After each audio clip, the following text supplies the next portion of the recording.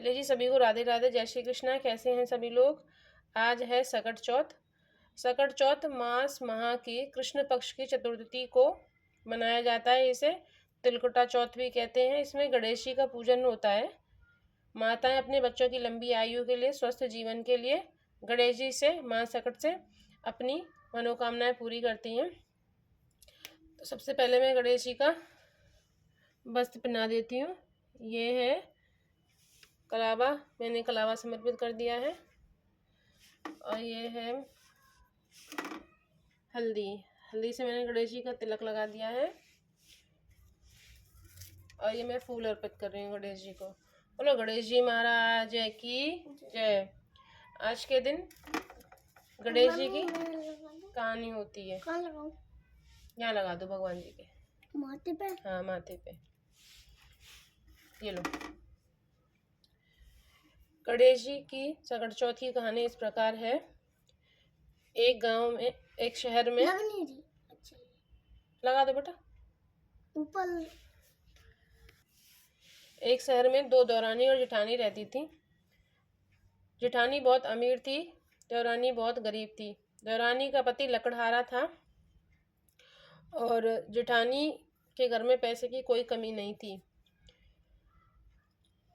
जेठानी के यहाँ पर देवरानी झाड़ू पोछा बर्तन का काम किया करती थी और बदले में जो भी खाना पीना उसको मिलता था, बचा कुचा बासी कूसी खाना दे देती थी जेठानी उसको। उसी से अपना और अपने बच्चों को, अपने पति का पेट पालती थी वो। तो एक दिन मास के माह में सकट चौथ आई तो वो बोली कि चलो मेरे पास तो ऐसा कुछ है नहीं, मैं आज तिल और गुड़ से ही सकट माता की पूजा कर लेती हूँ। नहाती है, धोती है, अपनी झोपड़ी को वो लीपती है, लिपाई करती है झोपड़ी की। उसके बाद गणेश जी का पूजन करती है और तिल और गुड़ मिला के तिलकुटा बना के गणेश जी का पूजन करती है।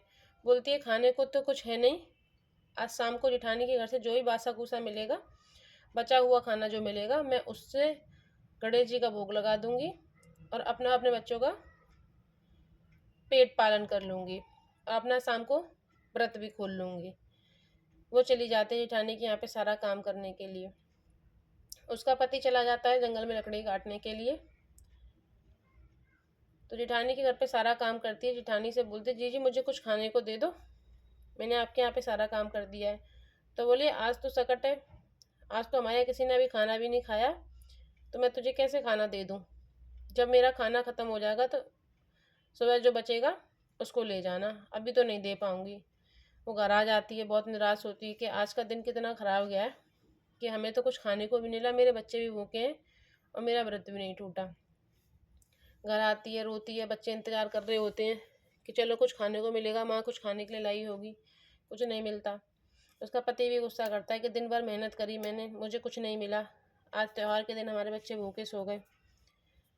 थक हार के दोनों रो रा के सो जाते हैं। रात को सकट माता आती है बुढ़िया का रूप धारण करके। बोलती है कि सो रही है कि जग रही है।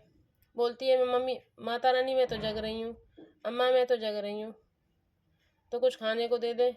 बोलती है मेरे घर में तो अन्न का एक दाना भी नहीं है, मेरे बच्चे खुद भूखे सो गए हैं, तो मैं आपको खाना कहाँ से खिलाऊंगी।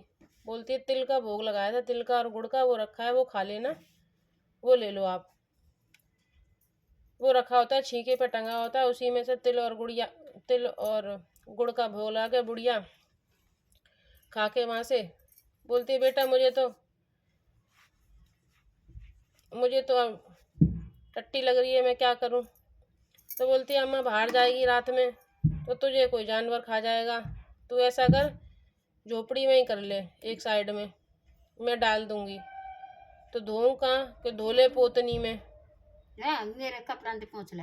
फिर बोलती है पहुँचू कहाँ कि पहुँच ले मेरी धोती पे। क्या अच्छा। वो ऐसे कह के सो जाती है। रात को बुढ़िया भी वो सो जाती है तो बुढ़िया अंतर ध्यान हो जाती है। वो सुबह उठ के देखती है तो उसके पूरे घर में झलर मलर हो रही होती है, सोना ही सोना, चांदी हीरे मोती सब बिखरे पड़े होते हैं। कोने कोने में, चारों कोने में, चारों कोने में माल ही माल है, वो एकदम ही सबरे घर में हीरे मोती फैले होते हैं। वो बटोर रही होती है। ललारते पहुंचो वानी ललार है वो एकदम। वो देखती है तो उसके माथे पे सारी पूरी साड़ी वाड़ी सब में सोने चांदी चमक रहे होते हैं। पूरी दोपहर ही निकल जाती है बटोरते बटोरते। जिठानी कहती है कल मैंने खाने की मना कर दी थी, इसीलिए आई नहीं है। जाओ बालको जाओ, अपनी चाची को बुला के लाओ, काम पड़ा है, काम करना है घर पे। उसके बच्चे आते हैं, देखते हैं तो उनके यहाँ तो सोना चांदी होता है, महल बन जाता है, झोपड़ी महल बन जाती है।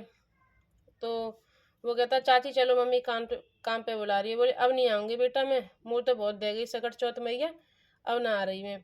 क्या ठीक है। वो बच्चे अपनी माँ को जाके बताते हैं कि माँ चाची के यहाँ तो बहुत धन दौलत हो गई है और जाने क्या उन्होंने क्या करा है। तो वो अपनी दौरानी के पास आती है भागी भागी कि तूने कहाँ से डाका डाला है, क्या करा है तूने, मुझे बता। बोले जी मैंने कोई डाका नहीं डाला, मैंने तो सकट चौथ मैया की पूजा करी थी और गणेश जी की पूजा करी है, मुझे तो वही दे गए। तूने कैसे कैसे पूजा करी, वो जितनी जैसे बताती है वो सब बता देती है। वो अपने घर पे जाकर सकट भगवान की पूजा करती है, ऐसे ही तिलकुटा बना के रख देती है, सेम टू सेम पूजा करती है सब चीज़ की। तो बोलती है रात में उसके यहाँ पे सकट माता आती है, तो बोलती है कि कछु है का खावे को। बोलती है हाँ हाँ, छीके पे फल भी धरे हैं, तिलकुटा भी धरा है, जो तुम्हें चाहिए वो खा लेना। कि वो खा लेती है सकट माता। बोलती है अब मुझे टट्टी लग रही है, मैं कहाँ जाऊँ।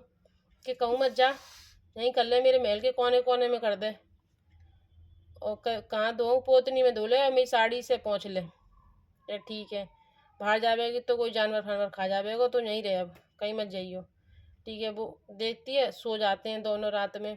सुबह उठती जेठानी, घर में पूरे में बदबू ही बदबू होती है, गंदी स्मेल फैल रही होती है। वो कहती है इतनी बास कैसे हो गई, वो मुझसे झूठ बोल रही है दौरानी। वो दौरानी के घर लड़ने पहुंच जाती है, बोलती है तूने क्या करा बता, मेरे घर में तो बास ही बास हो गई। बोले जी तुमने होते सोते मांगो तो तुम्हें ऐसो मिलो, मुँह पे ना हो जा, हमारे मुँह से सकट मैया दे गई।